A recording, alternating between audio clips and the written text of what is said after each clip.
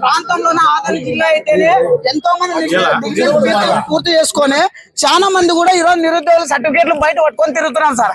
మా ఆవేదన ఏమంటే ఆదరణ జిల్లా ఏర్పడితే మాకు నిరుద్యోగులకు ఉద్యోగ అవకాశాలు వస్తాయి. ఒక ఎస్పీ గారి కార్యాలయం వస్తుంది, కలెక్టర్ గారి కార్యాలయం వస్తుంది.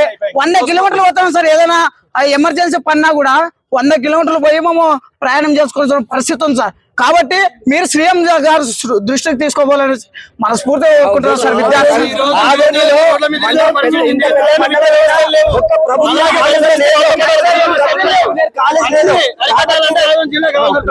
క్లస్టర్ యూనివర్సిటీ లేదు సార్.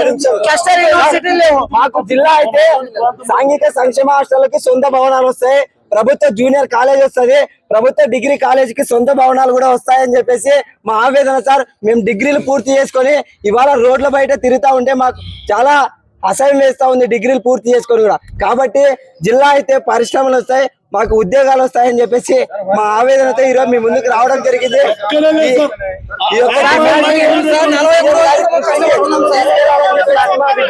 గతంలోనే నారా లోకేష్ గారు కూడా యువగలం పాదయాత్ర వచ్చినప్పుడు కూడా చాలా వెహికల్ చూశారు సార్. సో ఈ రాయలసీమ పశ్చిమ ప్రాంతంలోన వలసల నివారణ అరికడతామని నారా లోకేష్ గారు కూడా స్పష్టంగా యువగలం పాదయాత్రలో చెప్పారు సార్.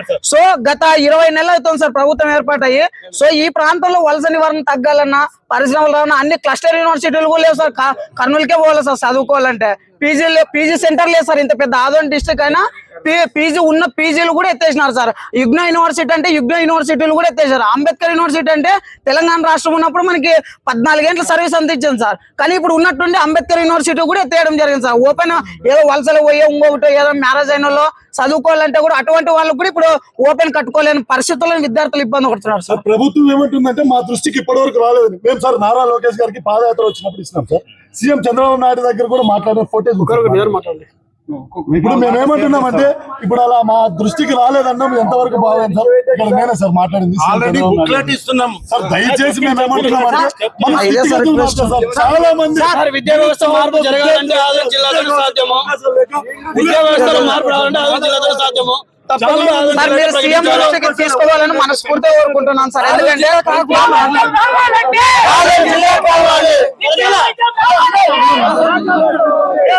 ఉద్యమాల్లో ప్రాణాలు పోయేంత వరకు మీరు సహనాన్ని వేచిస్తే ఖచ్చితంగా ఎన్ని ప్రాణాలు పోతాయి. అమర నిరాదీక్ష ఎంతో మంది ప్రాణాలు కూడా కోల్పోతారు. కాబట్టి దానికి బాధ్యత మూల్యం చెల్లించాల్సిన ప్రభుత్వమే. కాబట్టి అయినంత తొందరగా నిర్ణయం తీసుకుని ఆదోని జిల్లాగా ప్రకటించి 5 నియోజక ప్రాంతాలను కూడా అభివృద్ధి చేసేదానికి మీరు సహాయం చేస్తే భవిష్యత్తులో మీకు రాజకీయ మనుగడ ఉంటది. లేకపోతే ఎన్నికలను కూడా స్థానిక ఎన్నికలను కూడా బహిష్కరిస్తాం, ఆమరణ నిరాదీక్ష చేస్తాం. ఆదోని అల్లకులం అవ్వడానికి మరి ప్రభుత్వమే కారణం అని చెప్పి ఈ సందర్భంగా జేఏసీగా డిమాండ్ చేస్తున్నాం సార్.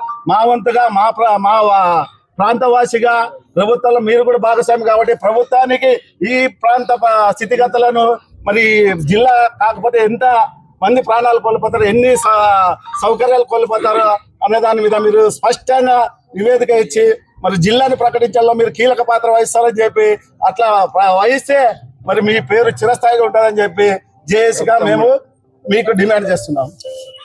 లాస్ట్ అండ్ ఫైనల్ విద్య, వైద్యం, వ్యవసాయం అభివృద్ధి చెందాలంటే కంపల్సరీ ఆధునిక జీవులా కావాలా. దయచేసి రిక్వెస్ట్ చేస్తున్నాం సార్, మేము చాలా కోఆపరేట్ చేస్తున్నాం. పోలీస్ డిపార్ట్మెంట్ కావచ్చు, మీ రాజకీయ నాయకులు కావచ్చు, కార్యాచరణ చాలా కూల్గా చేస్తున్నాం. ఈ రోజు 6 గంటలకి కోవతల ర్యాలీ, మళ్ళీ సిస్టమేటిక్ మేము అనుకుంటే 1000 మంది పిలుచుకురాగలం. నో, సిస్టమేటిక్ గా అనుకోకుండా చేస్తున్నాం. దయచేసి కోఆపరేట్ చేసి వెంటనే జిల్లా ఇచ్చేదానికి మేము రోజు ఒక కూటమిలో భాగస్వాములు సార్ మా ప్రాంతము ఏజెన్సీలో కూడా లేదు సార్. మా ప్రాంతము మా ఆదోని ప్రాంతం 5 నియోజకవర్గాల్లో లోకేష్ అన్న యువకాలంలో మా ప్రాంతం ఏజెన్సీలో లేదు అన్నాడు. మరి ఆ రోజు అన్న మరి ఈ రోజు ఎందుకు జిల్లా ఇవ్వట్లేదని అడుగుతున్నాం సార్ మేము.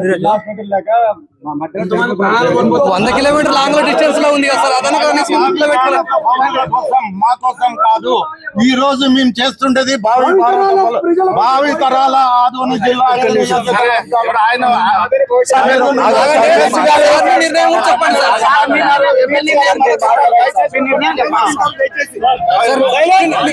మీ నిర్ణయం ఒకసారి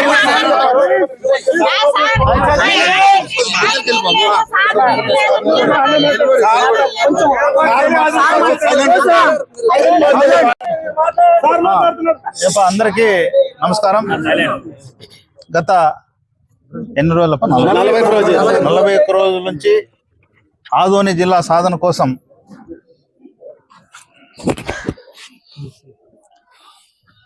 మరి ఎన్నో ప్రజా సంఘాలు అయితేనేమి అందరూ కూడా ఐకమత్యంగా రాజకీయాలకు అతీతంగా పోరాటాలు చేస్తున్నటువంటి మీ ఆవేదన, ఈ ఆదోని పట్టణవాసిగా నాకు నేను చూస్తున్నాను.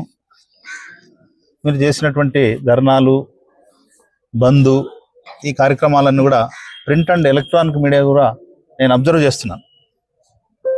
దీనికి సంబంధించి ఇప్పుడు మీరు వచ్చారు, ఇప్పుడు మీరు ఆవేదన చెప్పారు.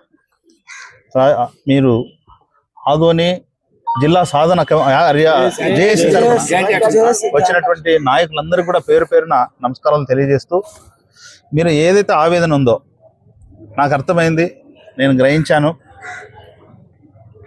మీరు ఏ ఆవేదనతో ఇవన్నీ చెప్తున్నారో కూడా పూర్తి స్థాయిలో నాకు అవగాహన ఉంది. తప్పకుండా త్వరలో, నిన్ననే నేను ముఖ్యమంత్రి గారి నుంచి వచ్చాను. ఈ ఇయర్ ఎండింగ్ కాబట్టి 2, 3 తేదీల్లో మళ్ళా విజయవాడ పోయి ఖచ్చితంగా ముఖ్యమంత్రి గారికి మీ ఆవేదన ఏదైతే ఉందో ప్రతి పూసిగుచ్చినట్లు మీరు మాట్లాడిన ప్రతి అంశాన్ని కూడా ముఖ్యమంత్రి గారి దృష్టికి తీసుకువెళ్ళి మరి ఈ సమస్య పరిష్కారం కావడానికి ఏం చేయాలనేది కూడా ఖచ్చితంగా ఆలోచన చేస్తాం. త్వరలోనే మీ అందరం కూడా ముఖ్యమంత్రి దగ్గర తీసుకుపోయి ఆయన అపాయింట్మెంట్ కూడా తీసుకొస్తాం. ఆయన్ని కూడా మీకు కల్పిస్తాం. మీ ఆవేదన ఆయన కూడా చెప్పుకోవచ్చు. మీ అందరికీ మేము విజ్ఞప్తి చేసేది ఏంటంటే, ఇప్పుడు పరిపాలిస్తున్నటువంటి వ్యక్తి సుదీర్ఘ అనుభవం గల రాజకీయ నాయకుడు. మీ అందరికీ తెలుసు, ప్రస్తుతం రాష్ట్రం కష్టకాలంలో ఉంది. ఒక పక్క లక్షల కోట్ల అప్పు, దాన్ని వడ్డీ కట్టాలి, వడ్డీకి పెనాల్టీ కట్టాలి, నెలొస్తే జీతాలు ఇవ్వాల్సినటువంటి పరిస్థితి, పెన్షన్లు, సంక్షేమ అభివృద్ధి కార్యక్రమాలు చేయలేనటువంటి పరిస్థితి, ఒక పక్క రాజధాని లేదు, రైతులు కనీస అవసరమైనటువంటి సాగునీరు అందించడానికి కూడా నీళ్లు ఇబ్బంది ఉంది, ఒక పక్క పోలవరం నిలబడిపోయింది. అంటే అభివృద్ధి కార్యక్రమాలు కూడా ఇబ్బంది పడే పరిస్థితి మనం చూస్తున్నాం. మరి దీనికోసం ఒకసారి మీరు అందరూ గమనించుంటారు, ముఖ్యమంత్రి గారు తన వయసును కూడా 75 ప్రయాణం చేస్తున్నాడు. ఎక్కడ అమరావతిలో కూర్చుని ఆయన ఒక విశ్రాంతి తీసుకోవడం అనేది కూడా నేనే చూడలేదు. ప్రతిరోజు ప్రజలకు సంబంధించినటువంటి సమస్యల కోసం ప్రతి జిల్లాకు పోతున్నాడు, ప్రతి ప్రాంతానికి పోతున్నాడు. పెన్షన్లు అయితే మీరు చూస్తున్నారు, తానే ప్రత్యక్షంగా వచ్చి పెన్షన్లు కూడా తానే అందజేసే విషయం మీరు గుర్తు చేస్తున్నాం. అదేవిధంగా యువ నాయకుడైనటువంటి నారా లోకేష్ బాబు గారు కూడా యువతకు 20 లక్షల ఉద్యోగాలు ఇవ్వాలనే ఉద్దేశంతో మొత్తం ప్రపంచంలో ఉండే దేశాలన్నీ కూడా పోతున్నాడు. ఆయన కుటుంబాన్ని పక్కన పెట్టి ఇద్దరు కూడా మన కోసం, మనందరి కోసం ఈ రాష్ట్రాన్ని ఇప్పుడు అప్పుల పాలైనటువంటి ఆంధ్రప్రదేశ్ను స్వర్ణాంధ్రప్రదేశ్ చేయాలనే ఉద్దేశంతో, ప్రధానంగా రాజధాని నిర్మించాలి, పోలవరం నిర్మించాలనే ఉద్దేశంతో వాళ్ళు తిరుగుతున్నారు. మరి ముఖ్యంగా యువతకు 20 లక్షల ఉద్యోగమే లక్ష్యంగా మన దావోసు వెళ్ళి 13 లక్షల కోట్ల రూపాయలతో మరి ఇన్వెస్టర్స్, పెట్టుబడిదారులను తీసుకురావడం జరిగింది. ఎంఓఏలు జరిగినాయి. అది వర్కౌట్ అయితే 20 లక్షలు కాదు కదా, 40 లక్షల ఉద్యోగం వస్తాయి. వైజాగ్లో మీరు చూశారు, మరి గూగుల్ సంబంధించినటువంటి సాఫ్ట్వేర్ ఇక్కడ రాబోతుంది. అంటే ఐటీ హబ్, ప్రపంచమే మన వైపు చూసే విధంగా ఈ రకంగా చేస్తున్నారు. సో ఖచ్చితంగా ఇవన్నీ తెలిసినటువంటి పెద్దలు ఉన్నారు అక్కడ. చంద్రబాబు సారు మీ అందరికి తెలుసు, సుదీర్ఘ అనుభవం గల నాయకుడు ఆయన. మన ఆదోని గురించి తెలుసు. మనం మొత్తం 175 నియోజకవర్గం ఉమ్మడి స్టేట్కి ఆయన 2 సార్లు సీఎం చేశాడు. కాబట్టి ఖచ్చితంగా మీది ఏదైతే సమస్య ఉందో రోజు గమనిస్తున్నాడు ఆయన. ప్రింట్ అండ్ ఎలక్ట్రానిక్ ద్వారా, అదేవిధంగా ఇంటెలిజెన్స్ కూడా ఉంటుంది, సెంట్రల్ ఇంటెలిజెన్స్ అన్ని ద్వారా కూడా అన్ని సమాచారం ఉంది. తప్పకుండా యాజ్ ఎమ్మెల్సీగా, ఆదోని వాసిగా, మీ వాడిగా మీ యొక్క భావన, మీ అంతరాత్మలో ఉన్నటువంటి ఏదైతే ఆవేదన ఉందో నా ఆవేదనగా నేను భావించి ముఖ్యమంత్రి దృష్టికి ఖచ్చితంగా తీసుకుపోతాను. త్వరలోనే మిమ్మల్ని కూడా ముఖ్యమంత్రి గారిని కల్పిస్తాం. అక్కడ కూడా మీరు ఆవేదన చెప్పొచ్చు. దీనికి సమస్య మార్గం ఏ విధంగా పరిష్కరించాలని కూడా మనం అందరూ కలిసి ఆలోచన చేద్దామని ఈ సందర్భంగా తెలియజేస్తూ మీ అందరికీ పేరు పేరున నా యొక్క నమస్కారాలు తెలియజేస్తాను. 3 విషయాలు సార్. ఫైనాన్షియల్ గా ఒకసారి జిల్లా వస్తే డెఫినెట్ గా అవుట్పుట్ కూడా వస్తుంది. ఇప్పుడు చాలా మంది ఉద్యోగాలు కావచ్చు, ఇండస్ట్రీ ఇక్కడ పత్తి అక్కడ పోతా ఉంది, ఎక్కడ తెలంగాణ, రాయచూరు. కాబట్టి ఒకసారి జిల్లా ప్రకటిస్తే ట్యాక్స్ కూడా ఎక్కువ వస్తుంది, జిఎస్టీ. 2 వలసలు ఆగుతాయి. ముఖ్యంగా మేము బాధపడుతుండేది మా కోసం కాదు సార్. నేను 66 ఏళ్ళు, పిల్లల భవిష్యత్తు సార్. ఆలూరు ఏరియాలో 80% నిరక్షరాస్యత ఉంది సార్. మేము ఏం చెప్పినా కూడా అగ్రికల్చర్ గా అవగాహన చేసుకునే పరిస్థితులలో బేసికల్ గా చూసినాం కాబట్టి ఈరోజు బయటకు వచ్చినాము. మీరు చూడండి, 10,000, 5,000, 20,000 జీతాలు చేసేవాళ్ళు.